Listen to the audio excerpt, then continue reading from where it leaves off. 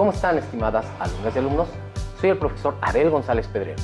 Nos encontramos nuevamente con ustedes en esta sesión de Aprende en Casa 2 de la asignatura de Matemáticas de primer grado. Les recuerdo que soy la profesora Elizabeth Orozco y estamos muy contentos de estar nuevamente con ustedes para dar continuidad a la lección anterior, en la cual aprendimos cómo realizar operaciones con números positivos y negativos. Como lo dijo la profesora Elizabeth, estamos muy emocionados de estar con ustedes y esperamos que se encuentren muy bien en casa y que estas lecciones les sirvan para darse cuenta que las matemáticas son interesantes y divertidas. Antes de comenzar, es importante mencionar que al resolver un problema matemático es fácil confundirse si no llevas un orden. Para evitar que esto suceda, les compartiremos estos sencillos pasos que les permitirá tener una mejor comprensión para la resolución de cualquier problema. Número 1. Lo primero que debes hacer es leer con detenimiento para analizar el problema y comprender tanto el contenido como la pregunta. Número 2. De este análisis debes extraer y escribir en tu cuaderno los datos que te permitan llegar a una solución satisfactoria. 3. Con los datos hacemos un planteamiento numérico, eso sí, con claridad y limpieza. 4. Ubica las operaciones necesarias y después resuélvelas. Número 5. Una vez resueltas las operaciones, escribe la solución y no olvides anotar las respectivas unidades. ¡Excelente! Ahora sí, vayamos a revisar el tema de la lección de hoy.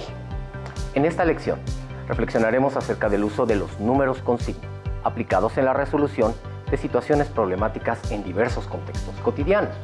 Bien, preparemos nuestros materiales. Vamos a utilizar para esta clase nuestro cuaderno de matemáticas u hojas para escribir, lápiz y goma, colores, regla y, por supuesto, su libro de texto de matemáticas. Anoten dudas, inquietudes o dificultades que surjan al resolver los problemas planteados en esta lección. Verán que muchas dudas podrán irse resolviendo al reflexionar sobre los problemas que iremos mostrando durante la clase y posteriormente podrán utilizar su libro de texto como apoyo para consultar las dudas que hayan quedado. Abel, a propósito del tema que estudiaremos hoy, fíjate que durante esta contingencia sanitaria, uno de mis alumnos me envió un video con un problema que no sabe cómo resolver y me parece que para esta revisión queda perfecto. ¿Qué les parece si vemos el video y resolvemos el problema en equipo? ¿Sabías, Emma, que el cormorán imperial es un ave que vive en la Patagonia, tanto del lado chileno como del argentino? Son pájaros monógamos, es decir, que tienen una sola pareja durante toda su vida. Viven en colonias y se alimentan de peces y moluscos. Pero lo más interesante de estas aves es que para pescar se pueden sumergir hasta 50 metros bajo el mar. ¡Qué interesante, Mateo! Resolvamos el siguiente problema sobre esa ave. Un cormorán vuela a 8 metros sobre el nivel del mar y para pescar se sumergió 13 metros. ¿Qué distancia hay entre la altura de su vuelo y su inmersión? Bien, para resolver este planteamiento usaremos la recta numérica, ubicando los datos que tenemos de la siguiente manera. Como saben, para encontrar la distancia entre dos puntos en la recta numérica, debemos obtener la diferencia que hay entre estos. Para ello, debemos plantear la siguiente operación. El 8 positivo corresponde a la altura sobre el nivel del mar a la que vuela el ave y el 13 negativo indica la profundidad a la que llegó el ave. Al obtener la diferencia entre estos dos números, estamos realizando una resta de números con signo. Por lo tanto, debemos cambiar el sustraendo por su simétrico. Entonces, al cambiar el 13 negativo por su simétrico, la sustracción de nuestro problema original cambia a una adición. En este caso, el simétrico de 13 negativo es 13 positivo y la operación queda como 8 positivo más 13 positivo y da como resultado 21. Por lo tanto, la distancia que hay entre la altura del vuelo del ave y la profundidad de su inmersión para pescar es de 21 metros.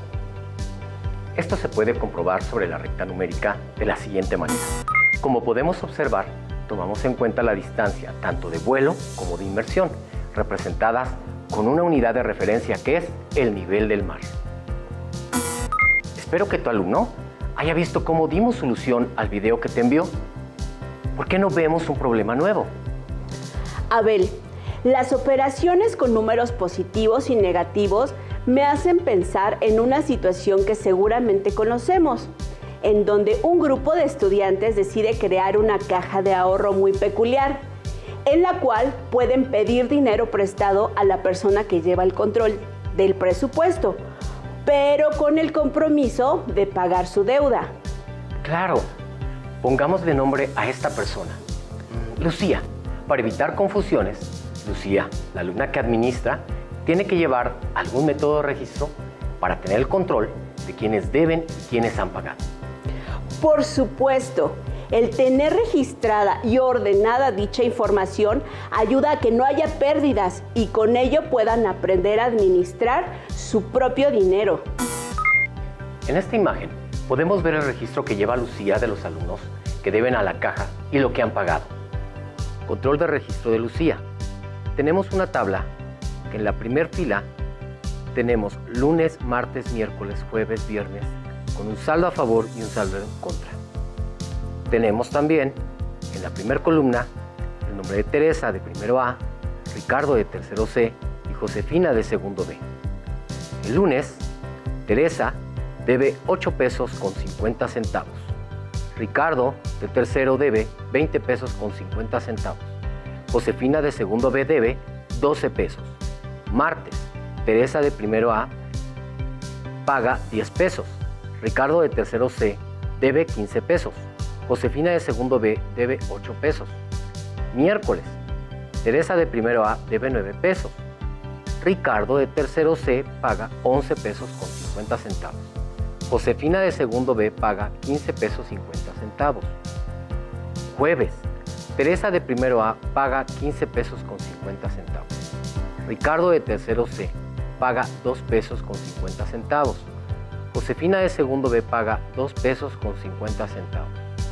Viernes, Teresa de primero A debe 5 pesos con 50 centavos. Ricardo de tercero C debe 8 pesos. Josefina de segundo B paga 3 pesos. Vamos a calcular si Ricardo de tercero C tiene un saldo a favor o en contra. Para ello, planteamos la siguiente operación. 20.50 negativo más 15 negativo más 11.50 positivo más 2.50 positivo más 8 negativo. En la operación que se está planteando es importante observar que el dinero que Ricardo debe está representado con números negativos, mientras que los números positivos corresponden a lo que paga. Como observamos, en esta operación tenemos números positivos y negativos. Una estrategia que podemos utilizar es sumar por separado los números negativos y positivos. Primero, sumemos los números negativos. 20.50 negativos más 15 negativos más 8 negativos es igual a 43.50 negativos. Ahora sumemos los números positivos. 11.50 positivos más 2.50 positivos es igual a 14 positivos. Por último, podemos sumar estos dos resultados parciales para saber si Ricardo tiene un saldo a favor o le debe dinero a Lucía. 43.50 negativo más 14 positivo es igual a 29.50 negativo. El resultado final es 29.50 negativo. Y si recordamos que estamos hablando de dinero y las unidades son los pesos, entonces Ricardo debe 29 pesos con 50 centavos.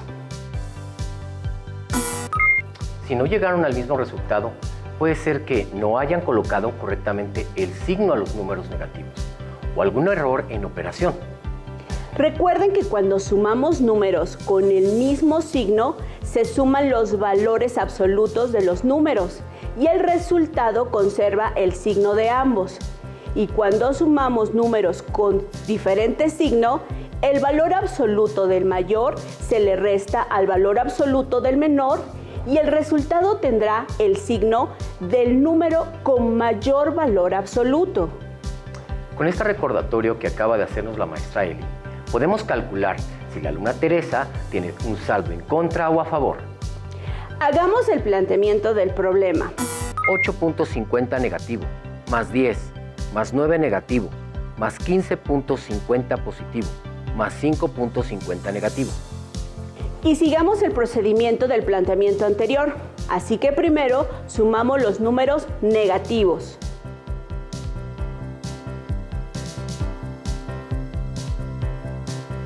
Enseguida sumamos los números positivos.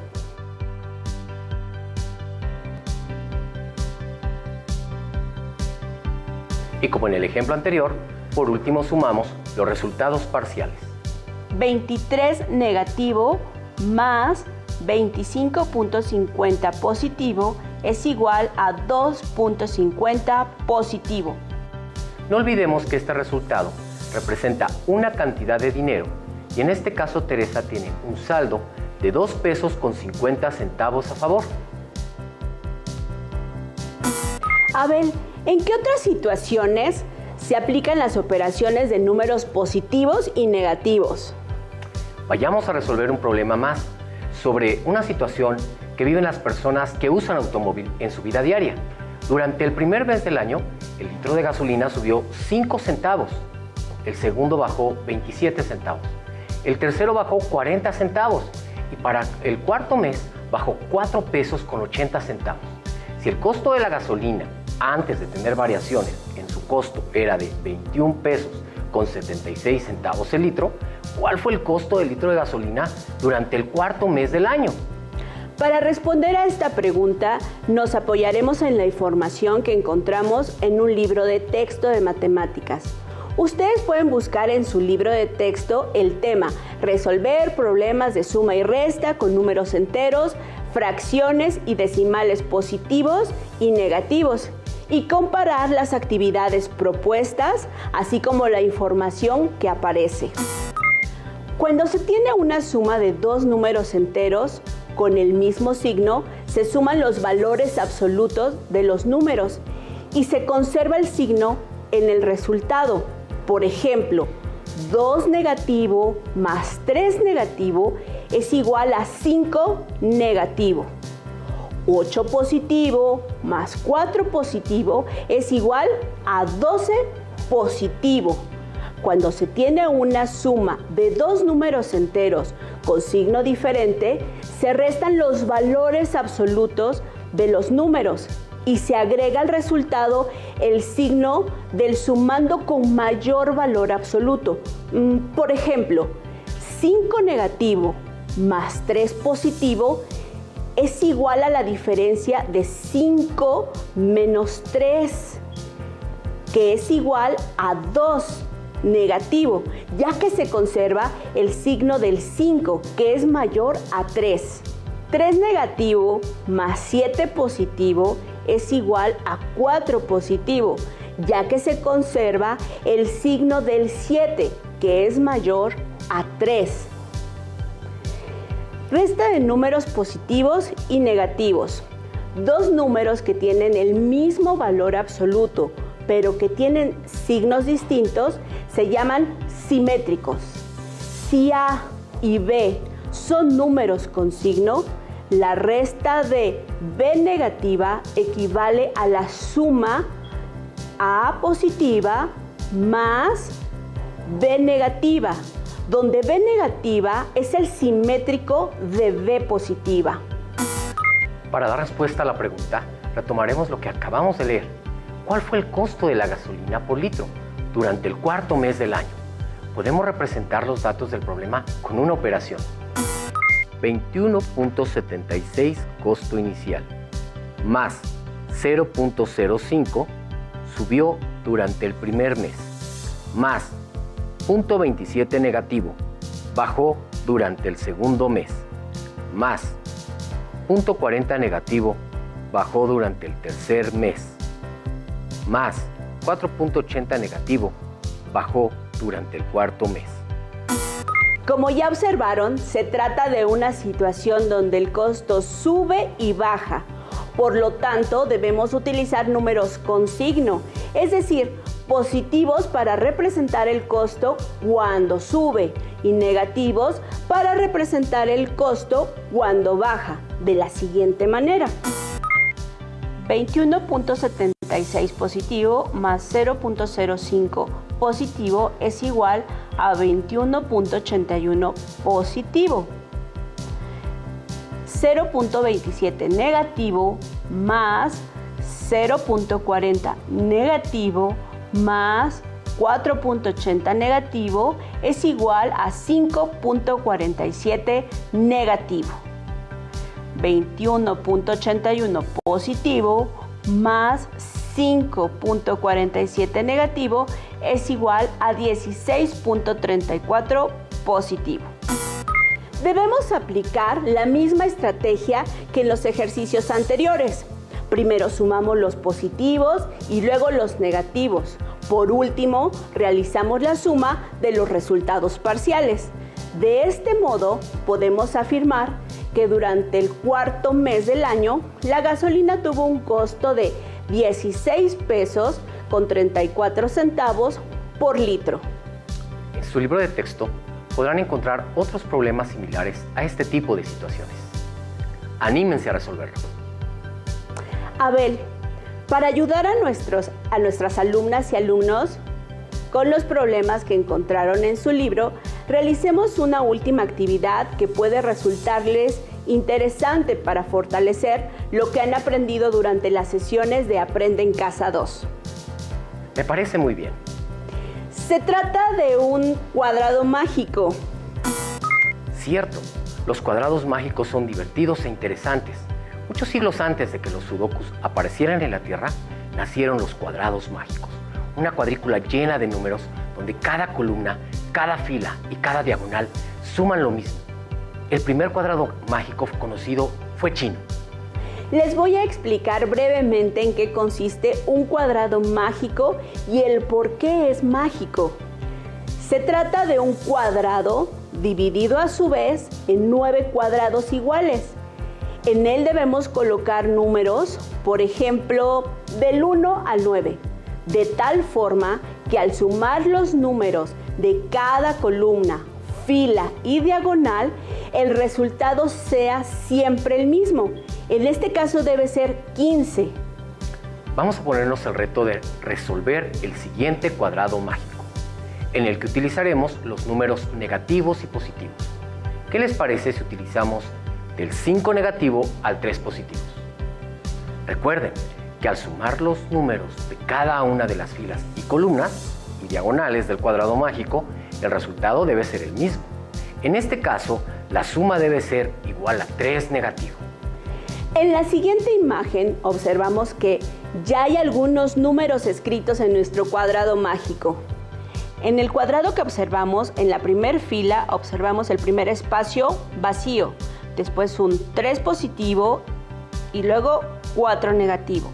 En la segunda fila observamos un espacio vacío, después 1 negativo y 1 positivo. En la tercera fila observamos un 2, un espacio vacío y un 0. Ahora, junto con ustedes, cada quien anotaremos los números que faltan. Una estrategia que podemos utilizar para encontrar los números que hacen falta en dicho cuadrado mágico es precisamente aplicando lo que hemos visto durante esta lección. Si observan con atención, en la fila 2, la suma de 1 negativo más 1 positivo más el número que hace falta deben dar como resultado 3 negativo. Observamos el cuadro con las mismas características, pero nos vamos a centrar en la fila 2, en donde el primer espacio lo vemos vacío, luego tendríamos que sumar 1 negativo más 1 positivo y el resultado tendría que darnos 3 negativo. En esa misma operación podemos fijarnos que la suma de 1 negativo con 1 positivo da como resultado 0. Continuamos con nuestro cuadrado mágico y encontramos que en la fila 2 tenemos menos 1 y 1. Hay que encontrar el resultado en el espacio vacío y obtendremos menos 3. Espacio vacío más 0 igual a menos 3. Entonces, ¿cuál es el número que debería ir para que se cumpla la condición del cuadrado mágico del renglón en cuestión? Hemos encontrado nuestro valor faltante en la fila 2, el cual es menos 3. 3 negativo. Perfecto. ¿Verdad que sí se puede? Ya solo nos quedan 2 números por colocar en nuestro cuadrado mágico. 5 negativo y 2 negativo. Con estos números vemos cuál podemos escribir en la fila 3, de tal manera que se siga cumpliendo la condición de nuestro cuadrado mágico. Vamos a la fila 3, en donde vemos un 2 positivo, espacio vacío y un 0. Si observamos con atención, al colocar el 2 negativo y realizar la suma con el 2 positivo y el 0, no se cumple la condición del cuadrado mágico, por lo que únicamente nos queda colocar el número 5 negativo. En la fila número 3, en la columna 2, hemos encontrado el valor de menos 2. Allí obtenemos 2 positivo más 2 negativo menos 0 igual a 0. Como vimos en la diapositiva anterior, el menos 2 no satisface nuestro cuadrado mágico. Entonces optaremos por utilizar el menos 5 en la tercera fila, segunda columna. Y obtenemos 2 positivo más 5 negativo igual a 3 negativo. Entonces sí se cumple la condición. En consecuencia, el número 2 negativo se escribe en el espacio del primer renglón y así concluimos con el ejercicio. Como podemos observar, nuestro cuadrado mágico ha quedado resuelto. En la primera fila queda 2 negativo, 3 positivo, 4 negativo. Segunda fila, 3 negativo, 1 negativo, 1 positivo. Tercera fila, 2 positivo, 5 negativo y 0. ¿Se fijaron que en esta operación encontramos 2 números que son simétricos? Correcto. El simétrico de 1 negativo es 1 positivo y al sumarlos el resultado es 0. De ahí entonces el número que se debe escribir en el espacio vacío y para que se cumpla la igualdad es el número 3 negativo. Como hemos visto en este y en los programas anteriores, los números positivos y negativos se pueden utilizar para describir distintas situaciones de nuestra vida cotidiana. Por ejemplo, los negativos se emplean para representar temperaturas muy frías, mientras que los positivos para representar temperaturas más cálidas. En el caso de los bancos o en la administración de un negocio, los negativos representan pérdidas de dinero y deudas, mientras que los positivos representan los ingresos y ganancias. En esta clase han aprendido a resolver problemas con contextos cercanos, mediante la representación de los datos numéricos positivos y negativos. También a identificar el uso de estos números en su vida cotidiana. Todo esto lo podrán aplicar en la resolución de otros problemas de matemáticas y en otras asignaturas, así que no se olviden de ello. Recuerden que en su libro de texto pueden buscar el tema visto en este programa y hacer los ejercicios propuestos en él. Les dejamos el reto de que ustedes, por su lado, completen otro cuadrado mágico, utilizando los números del 7 negativo al 1 positivo, y en donde el resultado en cada fila, columna y diagonal debe ser igual a 9 negativo. Listo, terminamos, pero aún nos queda mucho por explorar y descubrir. Así que nos vemos pronto aquí, en Aprende en Casa 2. ¡Hasta la próxima!